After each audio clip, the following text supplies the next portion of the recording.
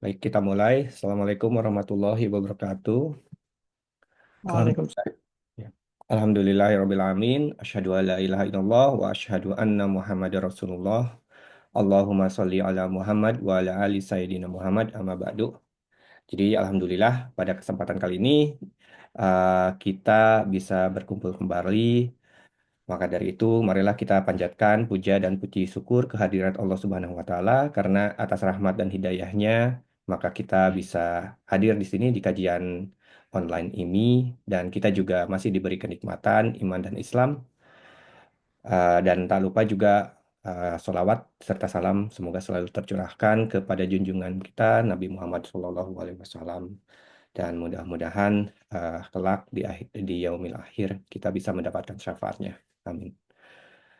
Sebelum kita memulai kajian kita kali ini, yang insya Allah kita akan mengadakan kajian tafsir gitu ya, ada baiknya kita mendengarkan tilawah Al-Quran terlebih dahulu yang akan dibacakan oleh Mas Faiz. Nah, kepada Mas Faiz dipersilahkan.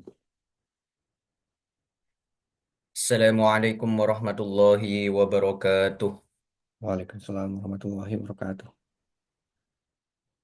أعوذ بالله من الشيطان الرجيم. بسم الله الرحمن الرحيم.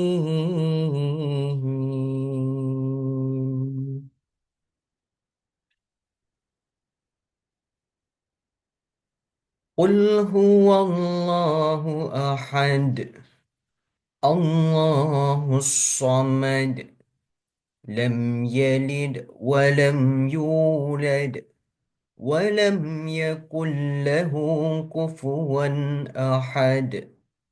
صدق الله العظيم.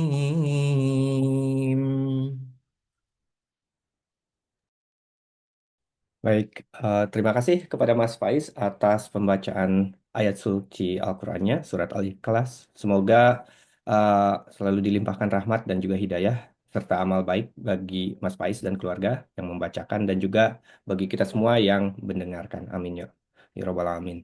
Nah, tanpa berpanjang lebar ya, kita hari ini lanjut aja ke em, acara intinya, yaitu kajian mengenai tafsir surat Al-Ikhlas yang akan dibawakan oleh Ustadz kita, Pak Abdul Halim, yang telah hadir di tengah-tengah kita. Dan insya Allah kajian tafsir ini kita akan rutinkan ya ke depannya, dan mudah-mudahan kita bisa selalu belajar dan bisa mengenal kitab suci kita semua. Baik, silakan Ustadz Abdul Halim, waktunya saya persilahkan. Baik Mas Yani, terima kasih atas kesempatannya. Assalamualaikum warahmatullahi wabarakatuh.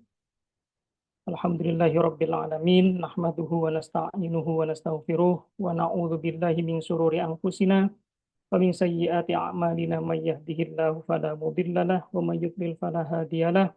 Asyhadu an la ilaha illallah wahdahu la syarikalah wa asyhadu anna sayyidana Muhammadan abduhu wa rasuluh la nabiyya ba'dah. Allahumma salli ala sayyidina Muhammad wa ala ali sayyidina Muhammad.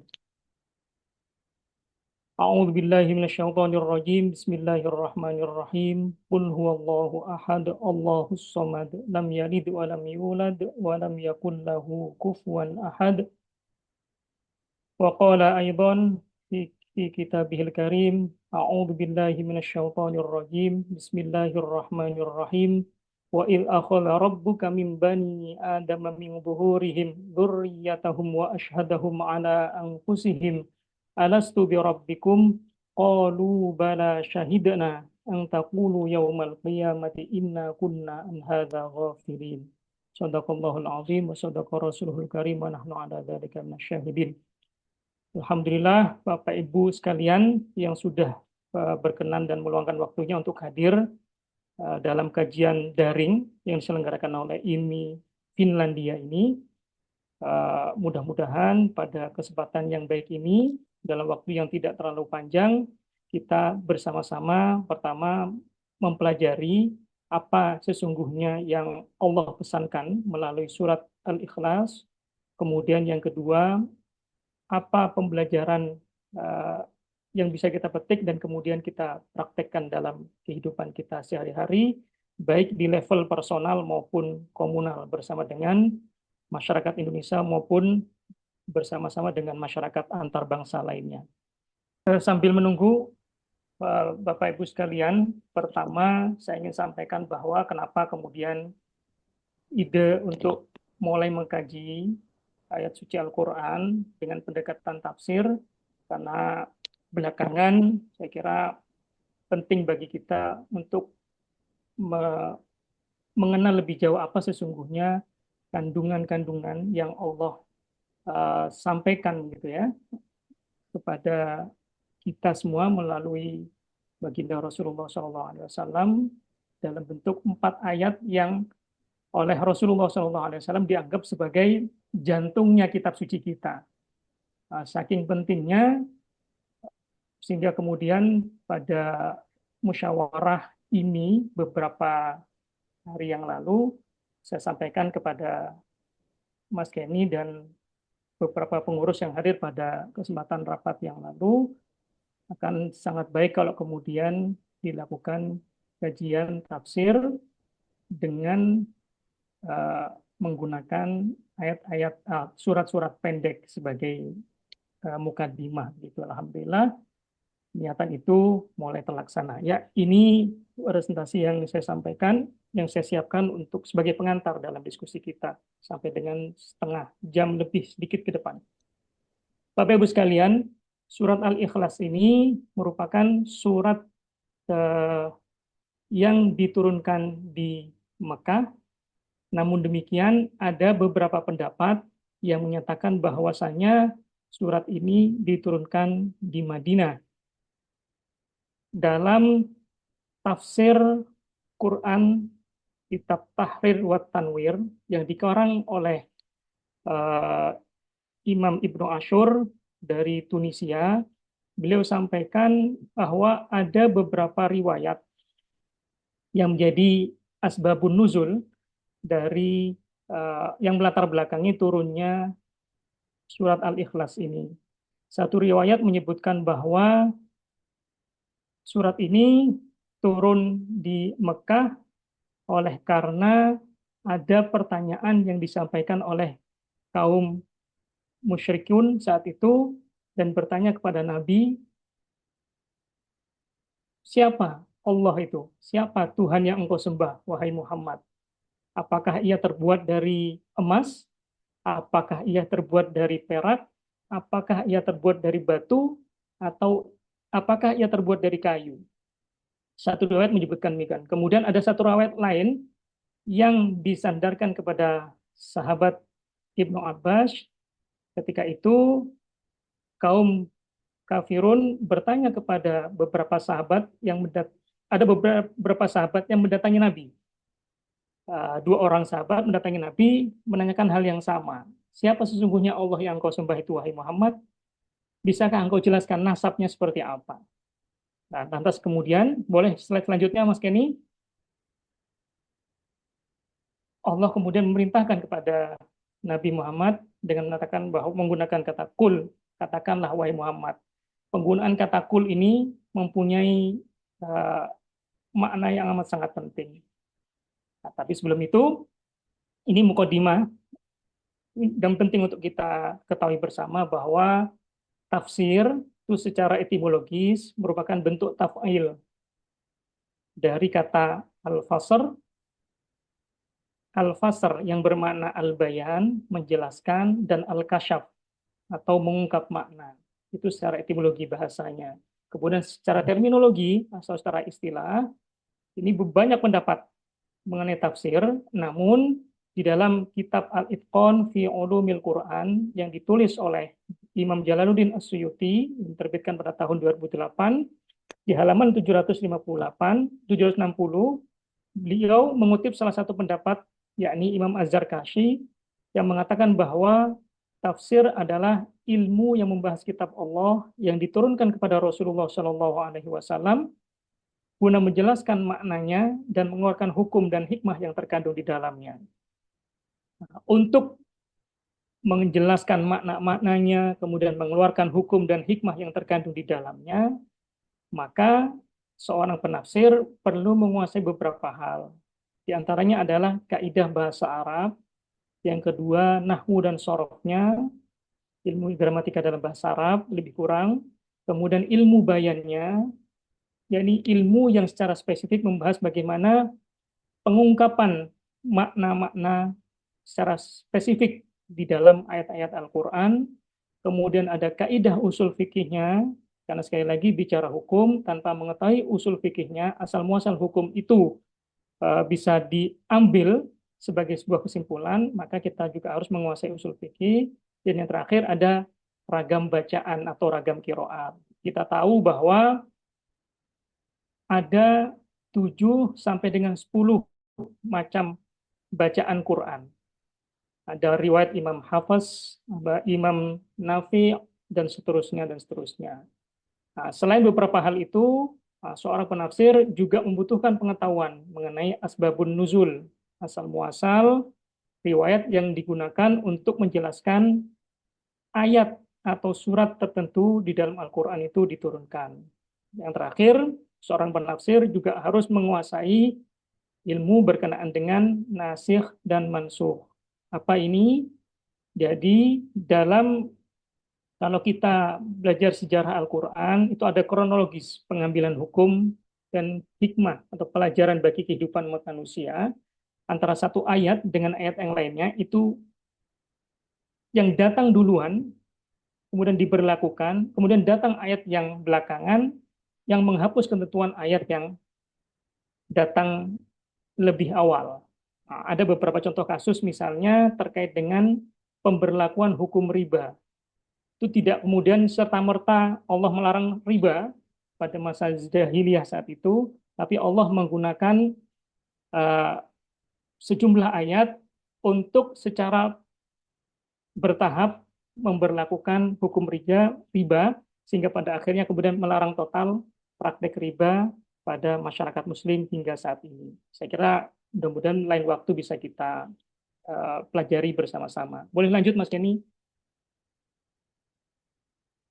Sebelumnya, ya, surat Al-Ikhlas tadi seperti sudah saya sampaikan, itu kategorinya makiyah berdasarkan pendapat jumhur ulama. Jumhur itu maksudnya ulama kebanyakan menyepakati bahwa surat ini turun di Mekah, kemudian jumlah ayatnya 4, ada juga yang mengatakan jumlah ayatnya 5, berdasarkan penjelasan yang disampaikan oleh Ibnu Ashur di dalam kitab tafsir At-Tahrir wa Tanwir. Kemudian inti ajaran yang ini disampaikan di dalam surat Al-Ikhlas ini adalah tauhid, pemurnian tauhid atau keesaan Allah.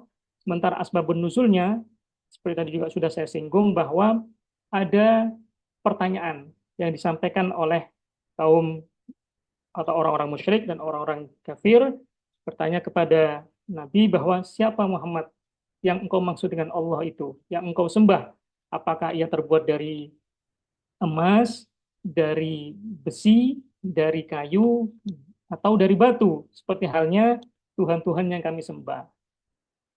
Turunlah surat ini. Mari kita ke ayat yang pertama, apa sebetulnya kandungan penting di dalam ayat pertama ini. Boleh lanjut Mas Kenny? Bapak Ibu sekalian yang saya hormati, pada ayat pertama, penggunaan kata kul ini mengandung pesan yang amat sangat signifikan. Kenapa? Kita tahu bahwa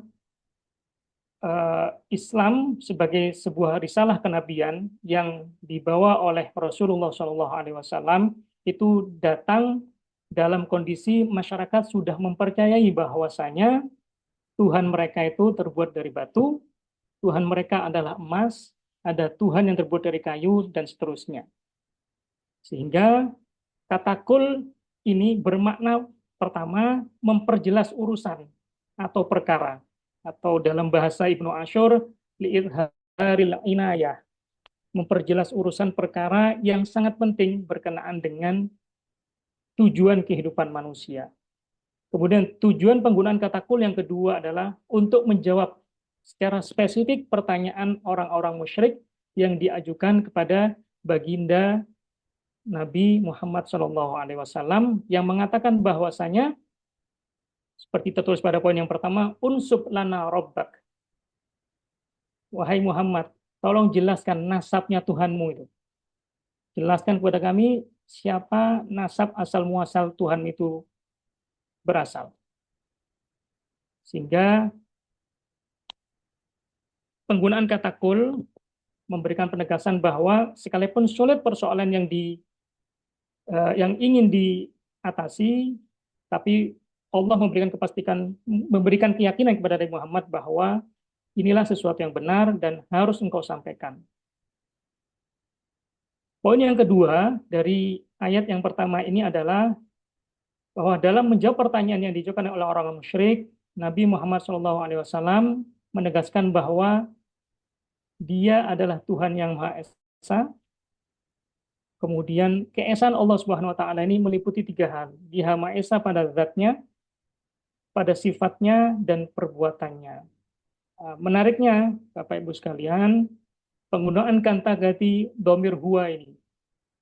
Huwa ini dalam bahasa Arab disebut sebagai domirus sya'n atau domirus sa'ni. Sebagian ahli linguistik Arab menyebutnya juga domirul qissah atau domirul majhul, kata ganti orang ketiga yang di dalamnya mengandung kebenaran yang amat sangat penting. Kata ini tidak bisa berdiri sendiri, namun membutuhkan penjelasan lebih lanjut atau keterangan lebih lanjut, sehingga kemudian disambungkan dengan kata Allahu Ahad.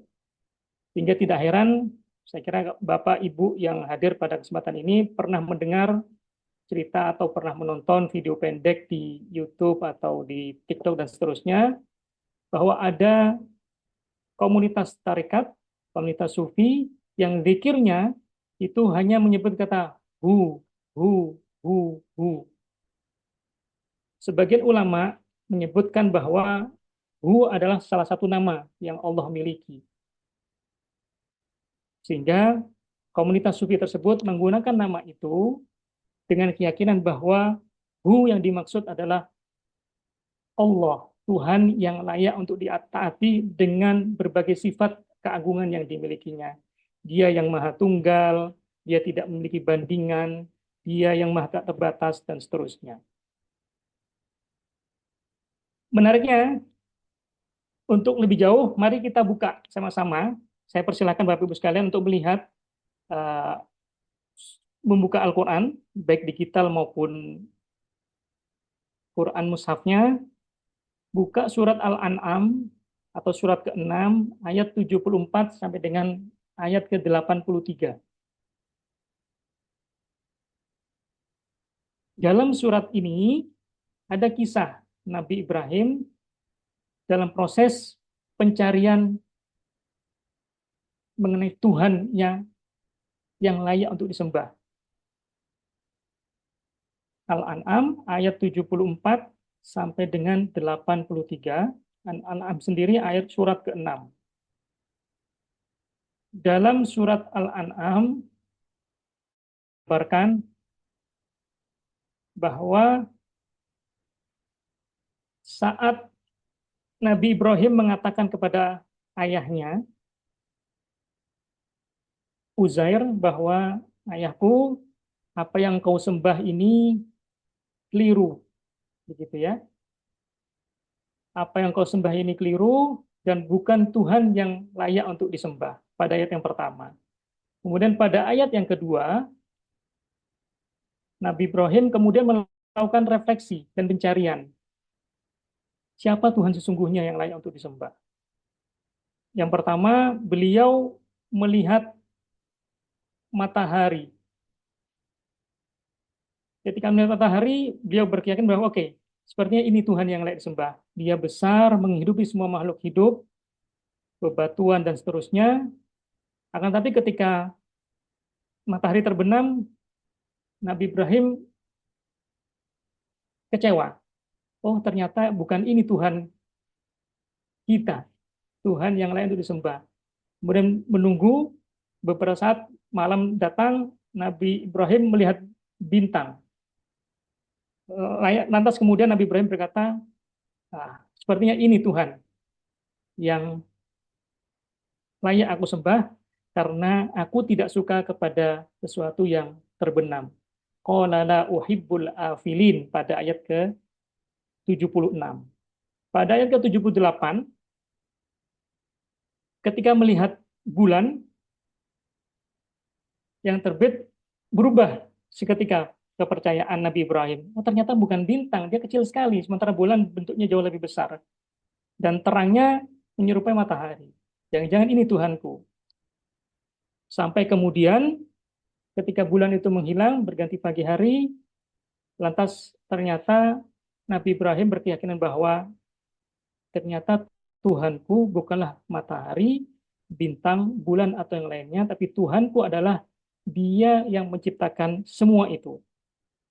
Dia yang tidak pernah terbenam, tidak pernah terbit, dan tidak menghilangkan.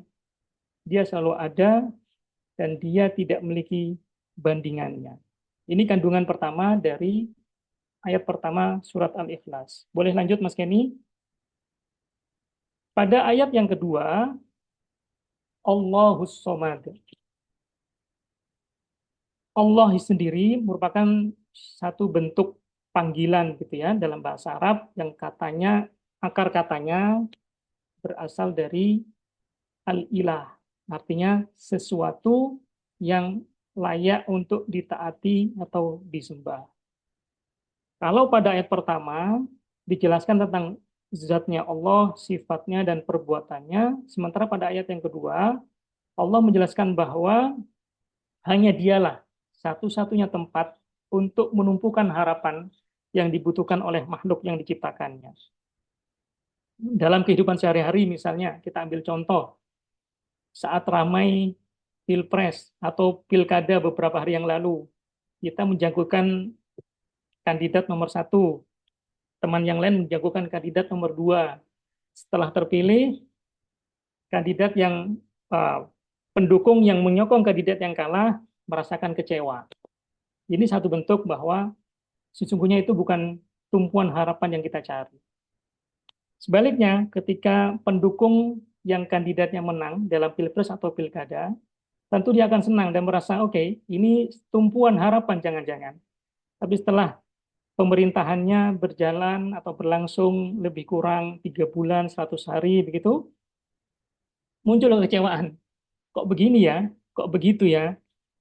Sehingga kemudian dia mengambil kesimpulan bahwa, oh ternyata memang keliru menumpukan harapan satu-satunya kepada pemimpin yang ternyata punya kelemahan di banyak hal. Nah, tentu sebagai manusia, kelemahan ini satu hal yang lumrah sepanjang tidak berulang-ulang begitu. Nah, kaitannya dengan itu, Ibnu Ashur di dalam kitab Tafsir Al-Quran At-Tahrir wa Tanwir, terbitan tahun 1984, halaman 617, mengartikan bahwa kata As-Somad ini sebagai As-Sayyidul ladzi la yustaghna anhu fil muhimmat wa sayyidul qaumi al-muta'u fihim. Yakni tuan yang tidak butuh sesuatu di luar dirinya untuk mendukung kemahakuasaannya. Jadi Allah tidak butuh sesuatu apapun di luar dirinya, dan dia wahuwa sayyidul qaumi, dan dialah Tuhan bagi seluruh kaum, al-muta'u fihim, yang paling layak untuk disembah oleh kaum-kaum tersebut. Nah, pada ayat kedua ini Allah Subhanahu wa taala menegaskan bahwa tidak ada yang layak untuk dijadikan sebagai sandaran secara penuh kecuali Dia. Lanjut Mas Kenny, pada ayat yang ketiga, lam yalid wa lam yulad. Nah, pada ayat yang ketiga ini penggunaan kata lam, ini lam taukid sebagai bentuk penegasan. Dalam bahasa Arab kalau sudah digunakan kata lam, maka itu maknanya pasti. Tidak bisa dibantah, karena dia suatu kebenaran yang secara logika masuk di akal, dan kemudian secara burhani bisa dibuktikan. Pada ayat yang ketiga ini, Allah Subhanahu wa taala ingin mengoreksi pandangan yang telah lama dianggap benar dengan menggunakan kata lam untuk mengatakan bahwa ia tidak beranak dan tidak diperanakkan. Sebelum saya lanjut ke poin yang ke nomor 2, di dalam kitab tafsir At-Tahrir wa Tanwir disinggung bahwa ayat yang ketiga ini merupakan penjelasan lanjutan dari ayat yang kedua, Allahus Somad. Jadi setelah Allah menjelaskan bahwa dialah sesuatu tumpuan harapan yang paling layak untuk dijadikan sebagai sandaran. Nah, sementara pada ayat yang ketiga ini, Allah ingin menegaskan bahwa sesuatu yang layak dijadikan sandaran itu tidak memiliki ketergantungan terhadap yang lainnya. Ada anggapan bahwa Allah itu beranak dan diperanakkan. Nah, dengan adanya surat ini, Allah sekaligus memberikan bantahan. Nah, di dalam tafsir At-Tahrir wa Tanwir, Ibnu Ashur mengatakan bahwa surat ini merupakan itsbatun wahdaniyatan wa innahu la yuqsadu fil hawaij ghairahu wa tanzihihi an simatil muhaddatsat wa ibtalu ayyakuna lahu ibnun wa ibtalu ayyakuna al maulud ilahan mithlu Isa alaihi salam. Jadi dalam ayat yang ketiga ini sekaligus mengandung pengertian bahwa salah paham kalau manusia mengatakan bahwa Nabi Isa adalah anak dari Allah Subhanahu wa taala. Karena sekali lagi di dalam surat ini surat Al-A'raf, Bapak Ibu bisa lihat surat Al-A'raf ayat ke-172, surat Al-A'raf ini surat ke-7, Nabi Isa sendiri mengatakan bahwa wa il akhadha rabbuka min bani adama min zuhurihim dzurriyyatahum wa ashhadahum ala anfusihim alastu bi rabbikum qalu bala syahidna an taqulu yaumal qiyamati inna kunna an hadza ghafilin. Pada ayat yang lain yang lebih terang lagi, Nabi Isa misalnya berkata, laqad kafara alladzina qalu innallaha huwal masihu ibnu maryam wa qala al-masihu ya bani Israil a'budullaha rabbi wa rabbakum innahu may yusyrik billahi faqad harramallahu alaihi al-jannata wa ma'wahu an-nar wa ma lidh-dhalimin min ansar. Mari kita buka kembali surat Al-Maidah ayat ke-72. Al-Maidah ini surat yang kelima. Di situ Allah menggunakan kata lam. Ini lam taukid juga. Sudah lam taukid menggunakan kata qad pula. Sungguh-sungguh. Jadi laqad kafar, jadi sungguh-sungguh. Laqad kafar, sungguh-sungguh telah, atau bahasa letterleknya, harfiahnya yang setelah kafir gitu ya.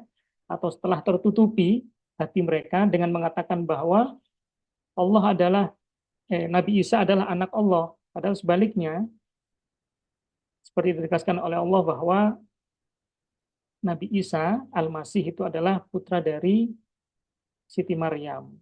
Dan kemudian Nabi Isa dalam ayat ini, Al-Maidah ayat ke-72, mengatakan bahwa mengajak kepada umatnya, ya Bani Israel, u'budullaha, mari sembah Tuhanmu, yakni Allah, Rabbi Tuhanku dan Tuhanmu, Rabbi wa Rabbakum. Dengan perkataan lain, Nabi Isa ingin menegaskan bahwa Allah itu pada dirinya, zatnya, sifatnya, dan perbuatannya itu laisa kamitslihi syai'un, tidak menyerupai manusia yang untuk melakukan sesuatu masih membutuhkan banyak hal.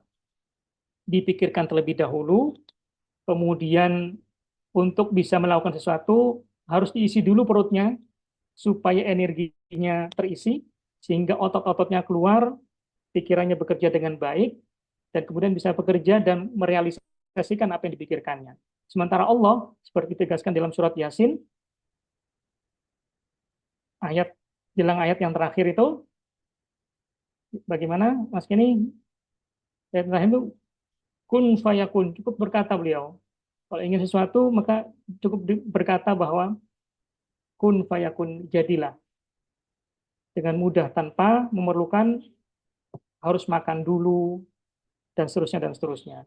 Pada ayat yang ketiga ini sebetulnya pesan yang disampaikan bahwa anak merupakan kebutuhan makhluk hidup untuk melanjutkan eksistensinya atau memerlukan bantuan kepadanya. Nah, mustahil Allah Subhanahu wa taala beranak dan diperanakan karena ia kekal pada dirinya.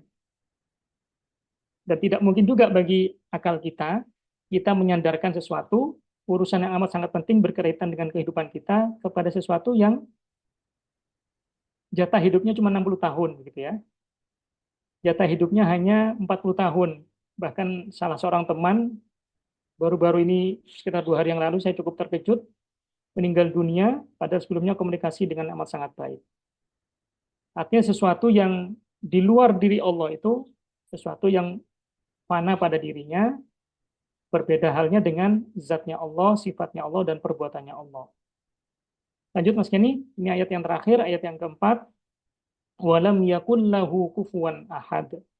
Nah, pada ayat yang keempat ini, Allah Subhanahu wa taala sekali lagi menegaskan bahwa tidak memerlukan apapun di luar dirinya.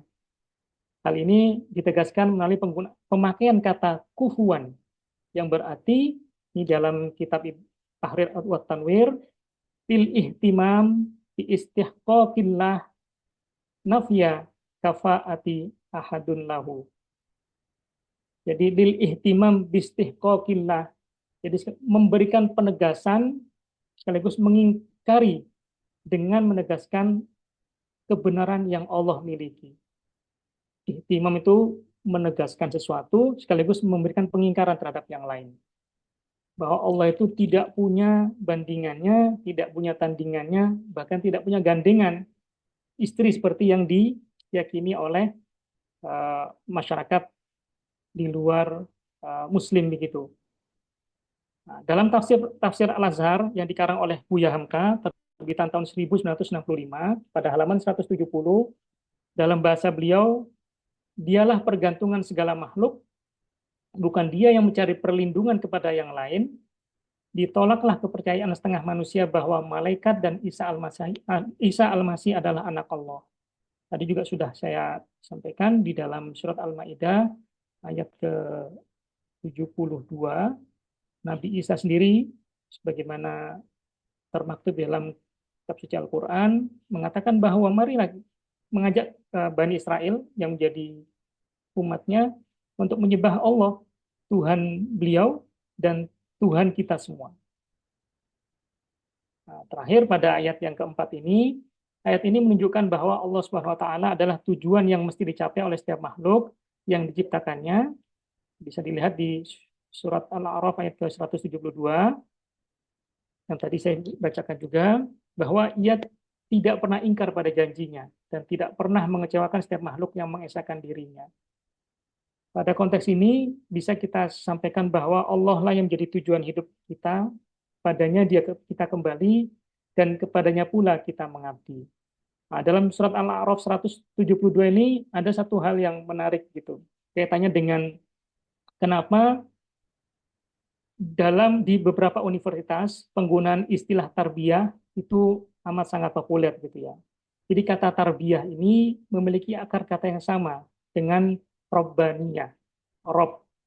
Jadi sebetulnya proses tarbiyah itu, proses pendidikan itu adalah proses diri kita manusia untuk dalam tanda kutip meniru sifat-sifat baik yang dicontohkan oleh Allah Subhanahu wa taala, sehingga kemudian manusia dari segi penciptaannya itu diminta untuk menjadi khalifah, artinya wakil. Namanya wakil kan menjalankan apa yang dimintakan oleh ketuanya. Nah, dengan proses tarbiyah itu diharapkan manusia itu meneladani apa yang baik yang dicontohkan oleh Allah Subhanahu wa taala, dengan harapan ketika hal itu dilakukan, maka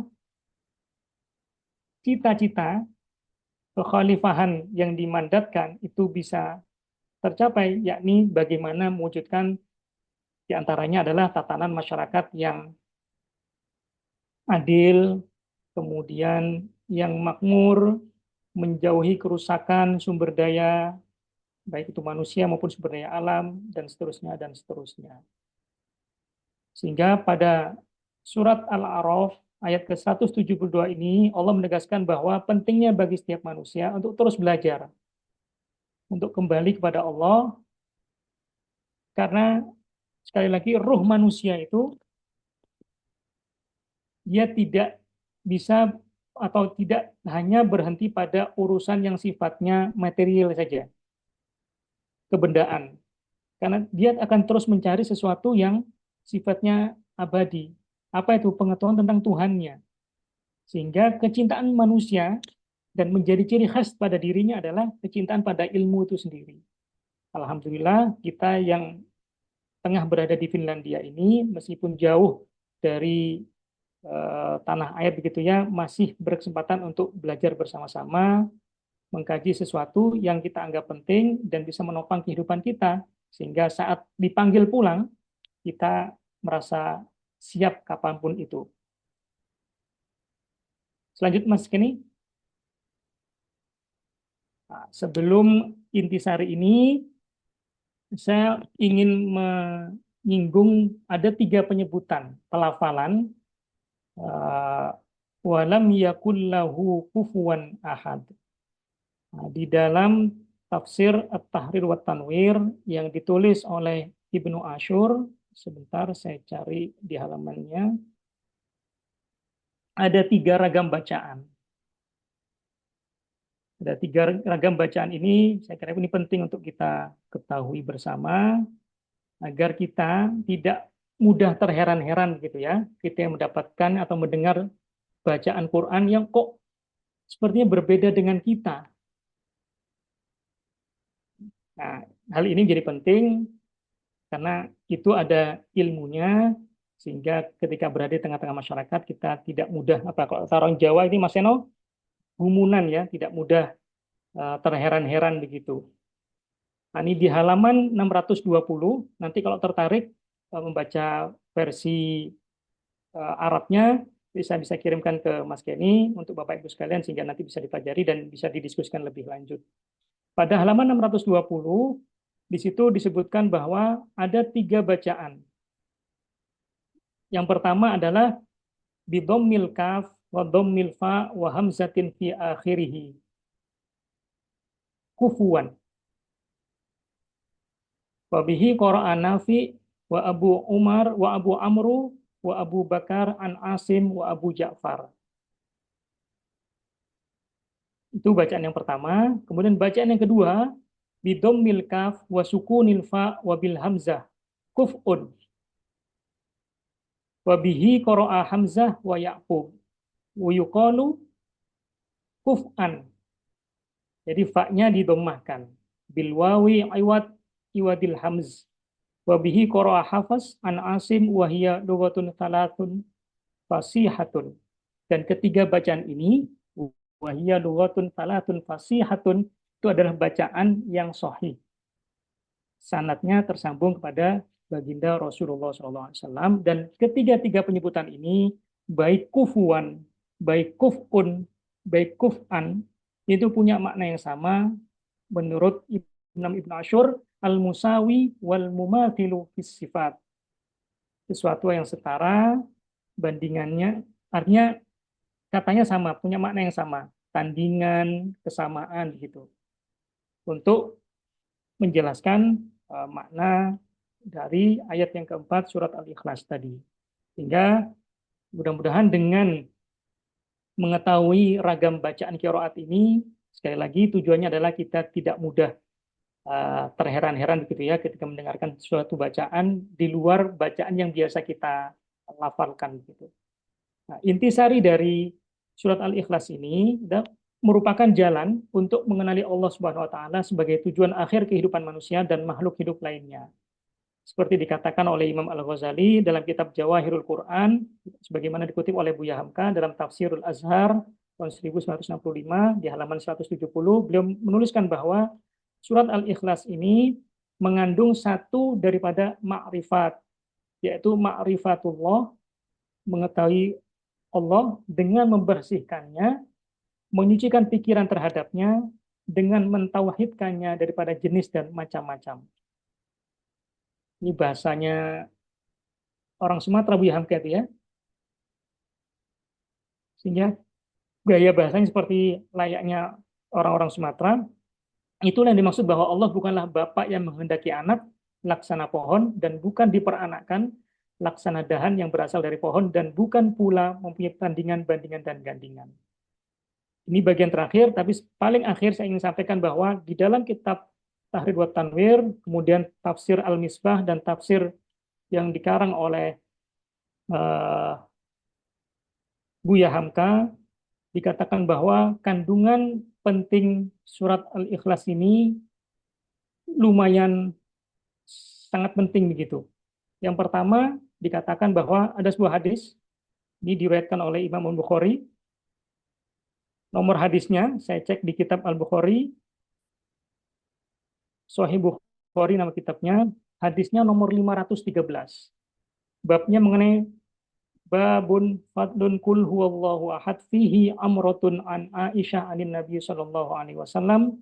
Haddatsana Abdullah bin Yusuf akhbarona Malik an Abdurrahman bin Abdullah bin Abdurrahman bin Abi Sa'sa'ah an abihi an Abi Sa'id al-Khudri anna rajulan sami'a rajulan yaqra'u qul huwallahu ahad yuraddiduha falamma asbaha jaa ila Rasulullah sallallahu alaihi wasallam fadzakara dzalika lahu wa ka'anna ar-rajula yataqalluha faqala Rasulullah sallallahu alaihi wasallam wallazi nafsi biyadi innaha lita'dilu thulutsal Qur'an. Dari hadis ini, seorang laki-laki yang hidup pada masa Rasulullah mendengar seorang laki-laki yang lain membaca Qul huwallahu ahad ila akhirih dan mengulanginya yuraddiduha. Falamma asbaha jaa, ketika pagi itu datang, laki-laki ini yang bertindak sebagai imam di beberapa syarah hadis ini datang kepada Rasulullah. Ya Rasulullah, aku mendengar berulang kali orang membaca surat Al-Ikhlas dalam sholatnya sebagai imam. Sepertinya orang ini beranggapan bahwa kok itu terus yang dibaca. Al-Quran kan banyak sekali. Ada 6.666 ayat, sebagian riwayat menyebutkan. Kurang dari itu, kok yang dibaca hanya itu saja. Kemudian Rasulullah berkata, Walladzi nafsi biyadi. Sesungguhnya jiwaku ini ada di tangannya. Dan ini dikandung di dalam surat Al-Ikhlas itu. Sehingga Rasulullah kemudian mengatakan bahwa membaca Al-Quran itu sama halnya membaca sepertiganya isi Al-Quran itu sendiri. Karena ajarannya mengenai tauhid, mengesahkan Allah, baik pada zatnya, sifatnya, maupun perbuatannya. Sesuatu yang dianggap oleh Rasulullah tujuan utama diturunkannya Islam sebagai risalah kenabian kepada baginda Rasulullah SAW antara abad ke-7 sampai dengan abad ke-12 Masehi. Kaitannya dengan itu, dalam kitab tafsir At-Tahrir wa Tanwir, Imam Ibnu Ashur menyebutkan ada 3 tafsiran yang diberikan oleh para ulama. Tafsiran yang pertama adalah bahwa penyamaan membaca surat Al-Ikhlas 3 kali sama halnya dengan membaca isi Al-Quran keseluruhannya, itu dalam konteks pahalanya setara dengan membaca keseluruhan Al-Quran. Disebutkan di sini misalnya annaha ta'addalu thulutsal Quran fi thawabil qiraah. Jadi maksudnya thawabil qiraah maksudnya mendapatkan pahala bacaan seperti halnya membaca Al-Quran seluruhnya. Dan tafsiran yang kedua, annaha tu'addilu thulutsal Quran idza qara'aha man la yahsinu ghairaha min suril Quran. Jadi maksudnya adalah bukan dalam konteks pahala, karena ada orang yang tidak bisa membaca Al-Quran dengan baik di luar surat Al-Ikhlas yang dia kuasai, dan dia terus melanggengkan itu. Dalam konteks itu dia mendapatkan ganjaran dari Allah Subhanahu wa taala. Nah, tafsiran yang ketiga maksudnya adalah kandungan, yang dilihat ini kandungannya. Jadi surat Al-Ikhlas itu saking pentingnya, dia berisi pemurnian pemurnian keesaan kepada Allah Subhanahu wa taala, sehingga dianggap seolah-olah dia telah memahami keseluruhan isi Al-Qur'an. Karena di dalam surat ini isinya adalah usulul aqidah al-islamiyah malam yajma'ahu ghairaha. Jadi surat yang di dalamnya terkandung isi Al-Quran itu sendiri. Yang terakhir, yang keempat, annaha ta'addalu thuluthal Quran fi thawabi mithl ta'wil al-ula walakin la yakunu takririha salathu marrat bimanzilatin qiraatin khatamahu kamilatun. Jadi pengertian yang keempat ini, hadis itu berisi bahwa ajakan untuk membaca surat Al-Ikhlas itu pahalanya sama halnya dengan membaca Al-Quran, tapi bukan kemudian menghatamkan Al-Quran secara keseluruhan. Jadi ini beberapa tafsiran yang menjelaskan begitu pentingnya surat Al-Ikhlas ini dalam kehidupan seorang Muslim. Yang terakhir, Ibnul Qayyim Al-Jauzi dalam kitab Zadul Ma'ad, beliau menyampaikan bahwa Rasulullah SAW itu selalu membaca pada sholatnya, sholat sunnah fajar itu, dan sholat witir kedua surat. Jadi selain Al-Ikhlas juga Al-Kafirun. Kenapa? Karena kedua surat itu mengumpulkan tauhid, ilmu, dan amal. Jadi saking pentingnya, saya kira dengan sandaran yang cukup sangat kuat, saya kira dalam kehidupan sehari-hari kita bisa mempraktekkan kandungan surat Al-Ikhlas ini baik dalam perilaku kita maupun dalam ritual keseharian kita layaknya sebagai seorang muslim atau muslimah. Saya kira itu, mohon maaf lebih 3 menit, lebih kurangnya mohon maaf, dan waktu saya kembalikan kepada Mas Kenny. Baik, terima kasih Mas Halim atas kajiannya mengenai tafsir surat Al-Ikhlas yang sangat komprehensif ya. Mungkin Bapak Ibu kalau ada yang mau ditanyakan dipersilakan, bisa langsung open mikrofonnya, silakan. Mungkin sambil nunggu atau ada sambil nunggu saya mau tanya. em, Kalau gimana ya, kalau misalkan kita baca surat Al-Ikhlas itu kan sebetulnya itu seperti apa ya? Itu inti dari ajaran Islam ya mengenai ketauhidan gitu. Jadi mengenai keesaan Allah, kemudian tempat kita meminta segala sesuatu, kemudian juga di sana disebutkan tidak beranak dan tidak diperanakan, dan juga tidak ada sesuatu pun yang setara dengan Allah seperti itu. Nah, kalau misalkan dari sana itu kan udah apa ya udah jelas banget gitu bahwa Allah itu pencipta segalanya gitu ya. Bahkan kita seperti itu. Kemudian balik lagi ke kisah itu yang tadi Nabi Ibrahim itu bagaimana dia mencari Allah seperti itu dengan melihat alam semesta gitu ya, dimulai dari matahari kemudian bulan dan sebagainya begitu ya. Itu kan kalau misalkan dilihat dari sana itu kalau saya sebagai saintis itu apa yang dilakukan Nabi Ibrahim itu seperti eh, metode apa scientific method kayak gitu ya. Jadi dilihat observasi kemudian dari sana sampai kesimpulan kepada bahwa Allah itu ada dan siapa Allah itu ketemu gitu ya di sana.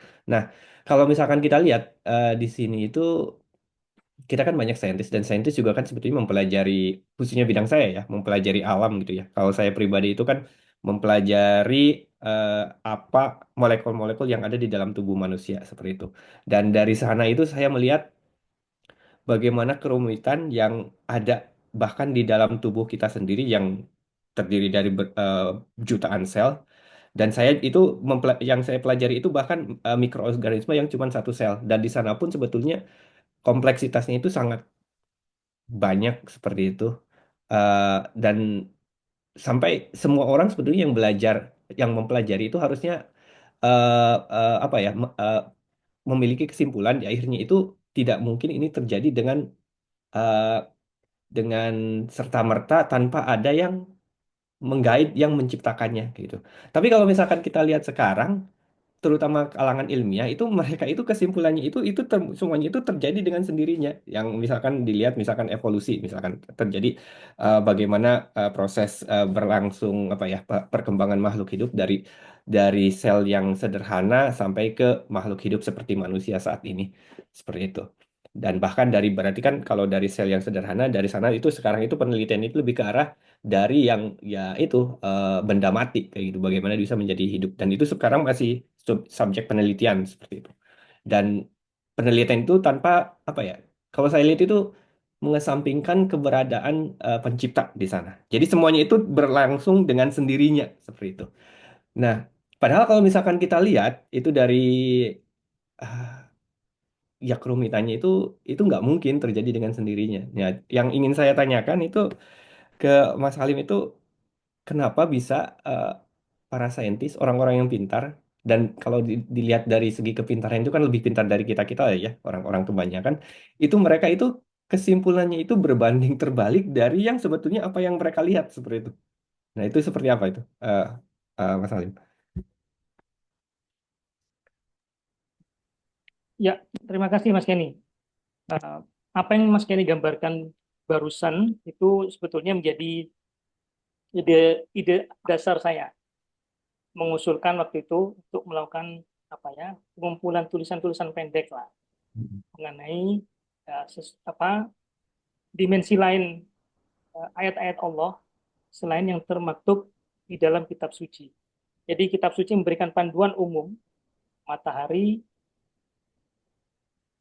kemudian ada bulan, ada bintang, bagaimana relasi antar ketiganya, dan bagaimana Islam memandang itu, dan apa nilai kebenaran bagi manusia. Itu sebetulnya yang ingin saya usulkan. Kemudian kaitannya dengan kenapa kemudian para saintis beranggapan bahwa sesuatu ini berjalan dengan sendirinya. Kan pada dasarnya kan memang ada anggapan bahwa alam semesta ini diciptakan oleh sesuatu yang memang tidak ada dasarnya, tidak ada penciptanya begitu atau istilah istilah kerennya creatio ex nihilo. Sementara kalau kita mengacu pada kisah Nabi Ibrahim tadi kan amat sangat jelas begitu ya. Beliau melihat matahari. Saya kira itu sebetulnya ayat ke berapa ayat ini? 107.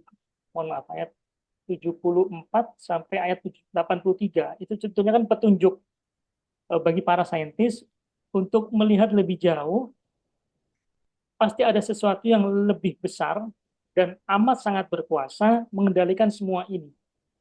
Tapi dalam bahasa Mas Kenny, satu sel yang ada dalam tubuh manusia itu pada dasarnya kan memberikan penjelasan lebih jauh mengenai ini bukan manusia dalam konteks saintifik. Contoh lain dalam konteks non saintifik ketika Khalifah Umar jauh sebelum masuk Islam mendengar adiknya membacakan salah satu surat dalam Al-Quran, tergetik hatinya. Ini nggak mungkin dibikin oleh manusia. Seindah itu bahasanya, tarkibnya, atau gramatikanya juga sangat menarik, bisa dimaknai dari berbagai perspektif, tapi pasti bukan manusia, karena manusia punya kecenderungan melihat satu hal hanya pada satu cara pandang saja. Allah tidak begitu.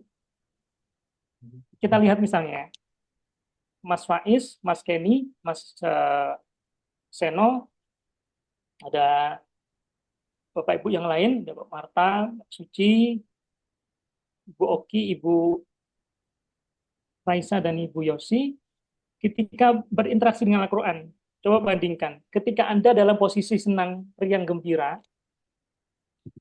cara pandang Anda ketika membaca Al-Quran akan jauh berbeda dengan ketika Anda berada dalam posisi tertekan, sedih, atau kondisi psikologis yang lainnya.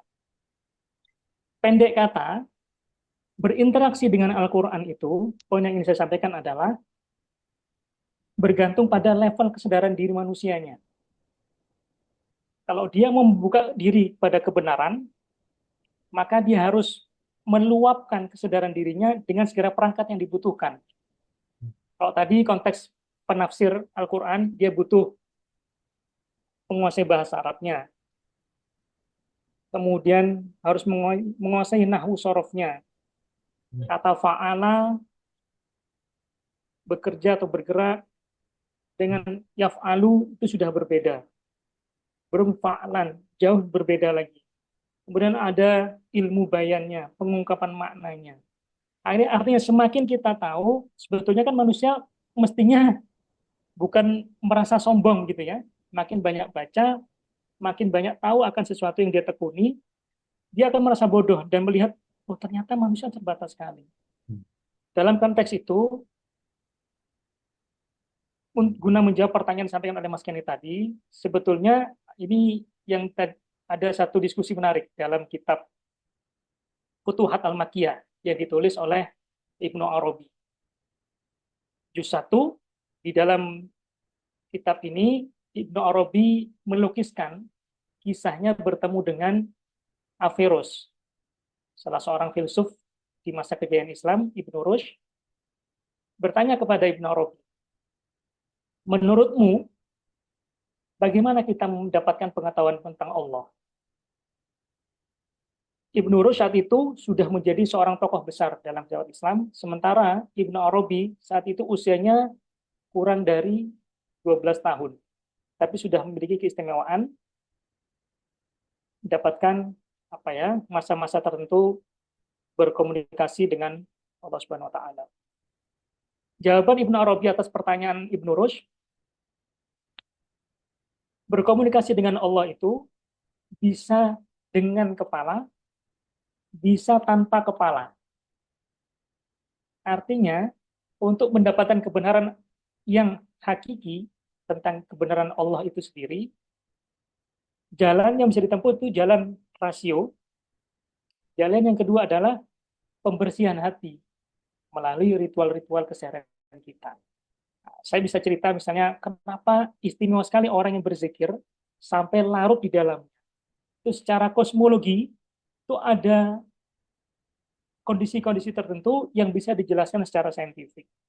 Nah, kaitannya dengan itu, Mas Yeni, berbeda halnya dengan para ulama di kalangan Muslim gitu ya, dengan ulama non-Muslim. Mereka semata-mata mengandalkan rasio dengan mengabaikan pentingnya mem, me, membersihkan hati dari kecongkakan, merasa tahu begitu. Sementara para ulama Islam menggunakan keduanya sehingga kebenaran itu ya kebenaran yang hakiki itu secara rasional bisa dibuktikan, secara burhani hati itu juga bisa didekati sehingga kreasio ex nihilo dengan mengacu pada kisah Nabi Ibrahim sebagaimana dimaktubkan dalam Al-Quran itu menjadi jelas bahwa sebesar apapun benda yang engkau percayai, dia tidak kekal dalam dirinya. Karena sesuatu yang kekal itu adalah sesuatu yang besar dan menguasai semuanya. Nah, semakin kita teliti dan detail menekuni sesuatu yang kita teliti, tidak akan pernah selesai itu. Sampai usia kita sudah cukup wafat gitu ya. Wafat itu maksudnya sudah cukup jatahnya, jatah hidupnya, jatah rizkinya, jatah kesempatannya. Karena masih akan ada penemuan-penemuan lanjutan lagi. Itu yang kemudian tidak disadari oleh para saintis, dalam tanda kutip non-muslim tadi. Lebih kurang mudah-mudahan bisa menjawab Mas Kenny. Siap. Alhamdulillah. Iya, bisa menjawab Mas Halim. Cukup jelas, saya pikir. Kemudian ada teman-teman atau Bapak Ibu yang lain yang mau bertanya, saya persilakan. Atau nanti bisa diskusi secara informal, monggo saja. Boleh, Kita boleh. sama-sama sering belajar. Karena jujur, saya makin banyak membaca, tidak belajar dari proses menyusun materi ini, saya pribadi merasa bodoh. Serius, bodoh sekali. Ternyata banyak hal yang belum saya ketahui, sedikit sekali yang saya ketahui, sehingga dalam kesempatan ini saya ingin belajar bersama-sama dengan Bapak Ibu sekalian. Iya, sama-sama Mas Salim. Sebetulnya kalau saya juga kan apa ya, pengetahuan agama saya itu nggak banyak sebetulnya. Jadi Sama-sama, Mas. Jadi jadi eh, saya lebih banyak ke apa ya, ilmu dunia mungkin kalau dibilang gitu ya. Tapi dari sana itu apa ya, lebih meyakinkan saya mengenai ini ya, mengenai ya ini, keberadaan Allah gitu ya, mengenai tauhid. Apalagi ketika saya belajar tentang hal-hal yang sebetulnya nggak bisa kita lihat secara kasat mata kayak gitu. Tapi kita membutuhkan alat-alat yang benar-benar sangat mahal gitu ya, sangat advance gitu. Dan dari sana pun masih banyak yang belum kita ketahui seperti itu. Betul, Tadi betul, betul kata Mas Halim, sampai kita meninggal pun, walaupun misalkan kita fokus, misalkan mempelajari satu hal aja, itu masih banyak pertanyaan yang belum bisa kita jawab seperti itu. Jadi ya nanti generasi berikutnya yang akan melanjutkan penelitian kita atau apa ya, apa yang kita kerjakan selama seumur hidup seperti itu. ya, Dan ya itu. Jadi emang apa ya, ya semuanya juga kembali kepada Allah ya. betul, Jadi kalau misalkan orang bilang kalau misalkan Allah itu tempat bergantung, ya memang betul seperti itu. Karena kita nggak bisa mengetahui semuanya, dan semuanya juga apa ya, sudah ya sesuai dengan ketentuan Allah seperti itu. ya. Ada beberapa hal yang ingin saya sampaikan sebagai Hmm. mungkin penutup kalau memang tidak ada Oke, diskusi boleh lanjutan. silakan. Nanti bisa kita diskusi informal saja.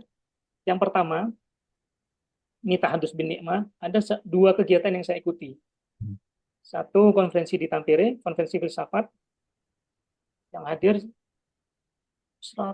sekitar 55 presentator, sebagian seluruh 99% dari Finland, Hmm.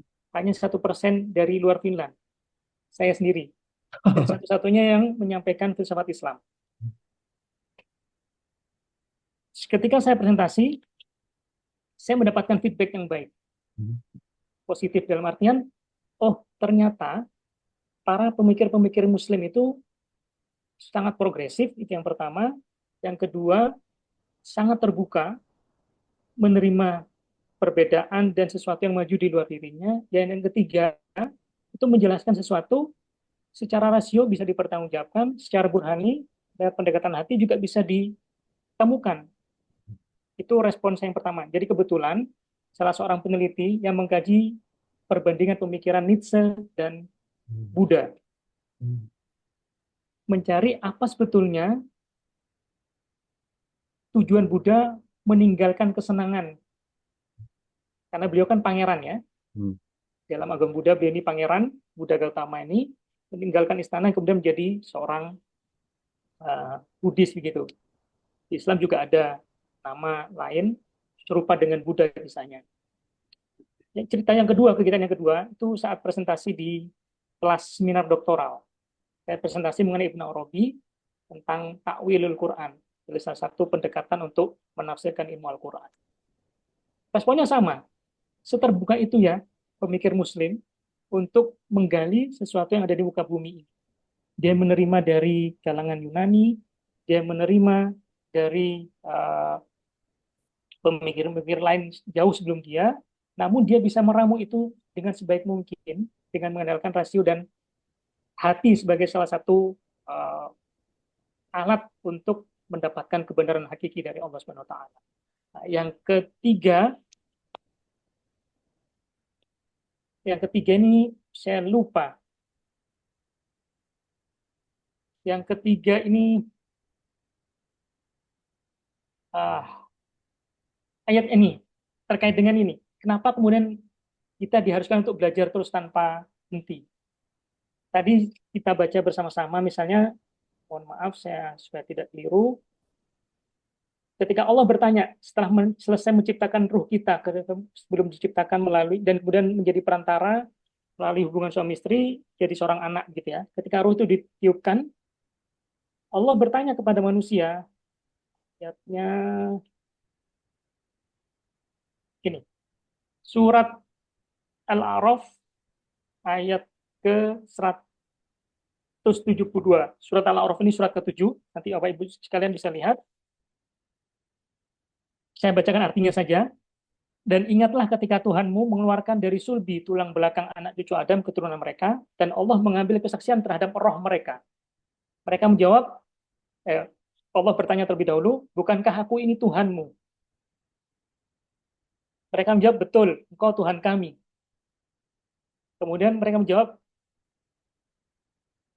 Allah mengatakan, kami lakukan yang demikian itu agar nanti di hari kiamat, hari pembalasan, kamu tidak mengatakan sesungguhnya ketika itu kami lengah terhadap itu.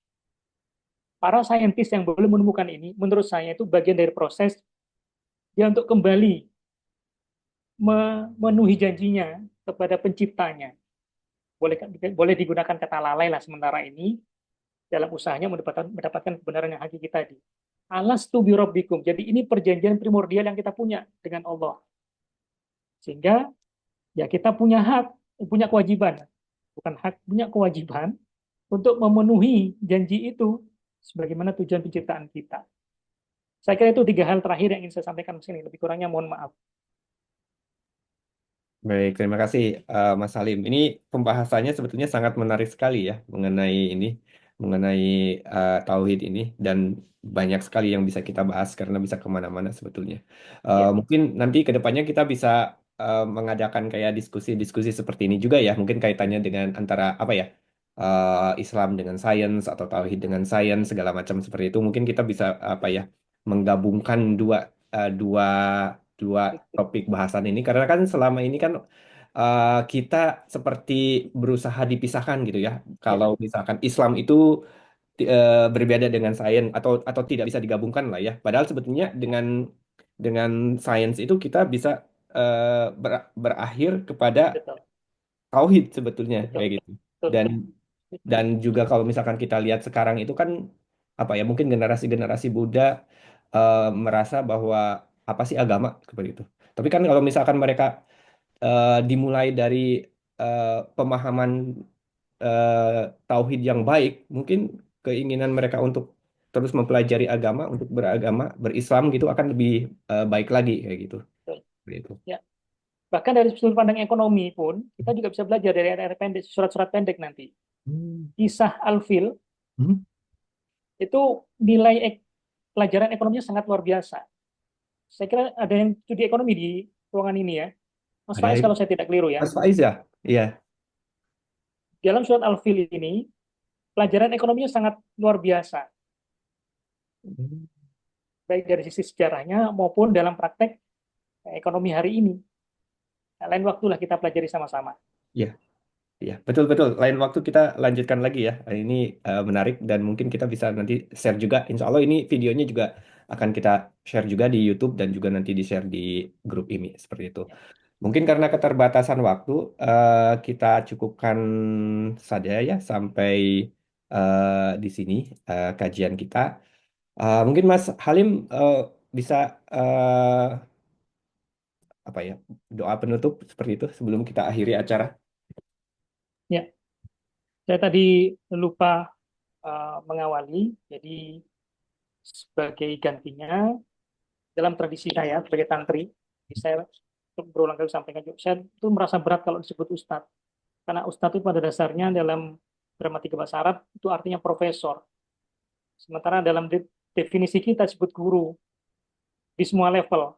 Sehingga saya merasa berat sekali sehingga saya cantumkan di slide awal itu santri saya ini, bukan ustadz, bukan apa. Saya masih terus belajar. Nah, kaitannya dengan itu, sebagai ungkapan terima kasih santri kepada para guru yang sudah mendahului maupun yang masih hidup bersama kita, saya ingin terima kasih dengan mengajak Bapak Ibu sekalian bacakan suratul Fatihah. Pertama, kita hadiahkan suratul Fatihah ini kepada almarhum pengarang kitab tafsir Al-Quran At-Tahrir wa Tanwir Ibnu Ashur di Tunisia. Kemudian yang kedua, kita hadiahkan Fatihah ini untuk Profesor Dr. Quraish Shihab. Melalui tafsir Al-Misbah kita bisa mempelajari kandungan ayat suci Al-Quran, khususnya suratul Al-Ikhlas kali ini. Kemudian yang ketiga ada Abu Yahamka melalui kitab Tafsirul Azhar yang dikarang sejak tahun 1960-an.